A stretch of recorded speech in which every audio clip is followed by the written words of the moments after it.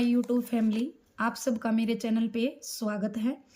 कल हमने जो है मातृभाषा, राष्ट्रभाषा और राजभाषा के बारे में जो है जाना था। आज हम अपनी जो है कुछ भाषाएं और हैं जिनके बारे में हम जानेंगे। तो चलो शुरू करते हैं। आज सबसे पहले हम जानेंगे संपर्क भाषा के बारे में। संपर्क भाषा के बारे में। संपर्क भाषा मतलब संपर्क प्लस भाषा, ठीक है। संपर्क प्लस भाषा। संपर्क की भाषा वह भाषा है जिसका प्रयोग देश के जो हमारे देश के निवासी हैं वो आपस में संपर्क के लिए करते हैं। वो क्या कहलाती हैं? संपर्क भाषा कहलाती हैं। संपर्क भाषा क्या कहलाती हैं कि हमारे देश के, ठीक है, हमारे देश के निवासी जो हैं आपस में, हमारे देश के निवासी जो हैं वो आपस में संपर्क करने के लिए जिस भाषा का प्रयोग करते हैं वो क्या कहलाती है? वो संपर्क भाषा कहलाती है, ठीक है। हमारे भारत की संपर्क भाषा हिंदी है। हमारे भारत की संपर्क भाषा क्या है? हिंदी है। और विश्व की संपर्क भाषा, और विश्व की संपर्क भाषा अंग्रेजी है भाई। विश्व की संपर्क भाषा कौन सी है? अंग्रेजी है। भारत की जो है वो संपर्क भाषा कौन सी है? हिंदी है। और विश्व की जो संपर्क भाषा है वो कौन सी है? अंग्रेजी है। इसके बाद हमारी अगली भाषा है अंतर्राष्ट्रीय भाषा।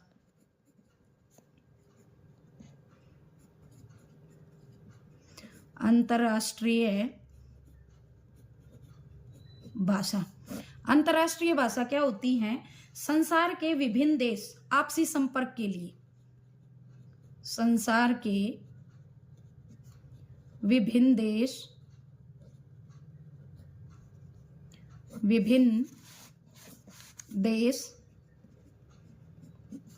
आपसी संपर्क के लिए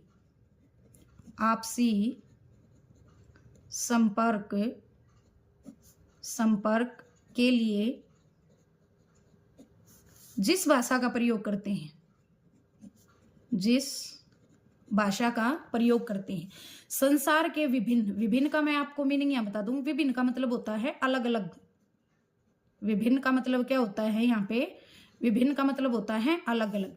तो देश, संसार के अलग अलग, ठीक है, देश जो हैं वो आपसी संपर्क के लिए जिस भाषा का प्रयोग करते हैं ना उसको अंतर्राष्ट्रीय भाषा बोलते हैं। जिस भाषा का प्रयोग करते हैं उसको क्या कहेंगे? अंतर्राष्ट्रीय भाषा कहेंगे। तो विश्व की कुछ प्रमुख अंतर्राष्ट्रीय भाषाएं हैं। विश्व की कुछ प्रमुख अंतर्राष्ट्रीय भाषाएं हैं। वो प्रमुख अंतर्राष्ट्रीय भाषाएं कौन कौन सी हैं? विश्व की कुछ प्रमुख अंतर्राष्ट्रीय भाषाएं हैं। कौन कौन सी हैं वो? सबसे पहले अंग्रेजी, उसके बाद चीनी मंदारिन, उसके बाद है फ्रांसीसी, उसके बाद है स्पेनी, फिर रूसी, अरबी, फिर पुर्तगाली, और फिर है जर्मन।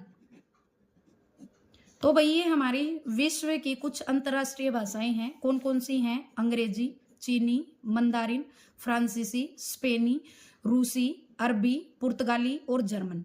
सबसे अधिक अंतर्राष्ट्रीय संपर्क जो है ना, ये जो 6 भाषाएं हैं ना उनसे के माध्यम से किया जाता है। कौन सी? अंग्रेजी, चीनी मंदारिन, ठीक है, फ्रांसीसी, स्पेनी, रूसी, अरबी। ठीक है, इन 6 भाषाओं के माध्यम से सबसे ज्यादा अंतरराष्ट्रीय जो संपर्क है वो किया जाता है। इसके बाद हम पढ़ेंगे मानक भाषा।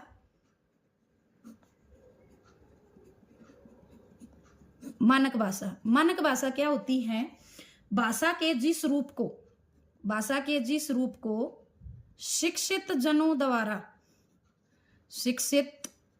द्वारा प्रयुक्त और विद्वानों द्वारा स्वीकृत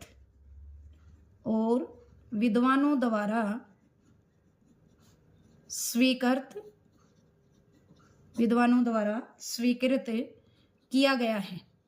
ठीक है, किया गया है, उसको हम क्या कहेंगे? मानक भाषा। जिस भाषा को शिक्षित जनों द्वारा प्रयुक्त और विद्वानों द्वारा स्वीकृत किया गया है। अब शिक्षित जन क्या होता है? जो विवेकपूर्ण कार्य करते हुए, शिक्षित जन क्या होता है? जो व्यक्ति विवेकपूर्ण कार्य करते हुए समाज और राष्ट्र की सेवा में योगदान देते हैं, वो क्या कहलाते हैं? शिक्षित जन कहलाते हैं। ठीक है, उनके द्वारा तो ये प्रयुक्त का मतलब होता है प्रयोग, उनके द्वारा तो ये क्या की जाती है? प्रयोग की जाती है। और विद्वानों का मतलब होता है भाई, विद्वान वह व्यक्ति होता है जो शोधकर्ता के रूप में कार्य करता है। विद्वान कौन होता है? विद्वान वह व्यक्ति होता है, कौन होता है? जो शोधकर्ता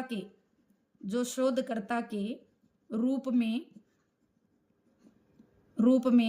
कार्य करता है, वो क्या होता है? वो विद्वान। तो विद्वानों के द्वारा तो स्वीकृत का मतलब होता है स्वीकार। स्वीकृत का मतलब क्या होता है? स्वीकार किया गया है। वो कौन सी भाषा कहलाती है? मानक भाषा कहलाती है।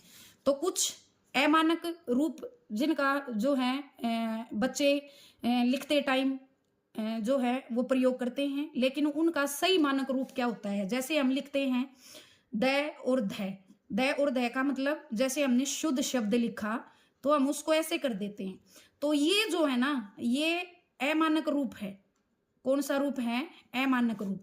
मानक रूप कौन सा होगा? मानक रूप होगा ये और ये।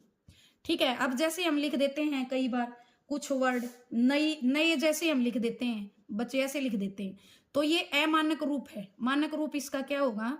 नए। तो आज के लिए इतना ही। आपको अगर मेरी वीडियो पसंद आई हो तो इसको लाइक करें, सब्सक्राइब करें, शेयर करें और कमेंट करें। धन्यवाद।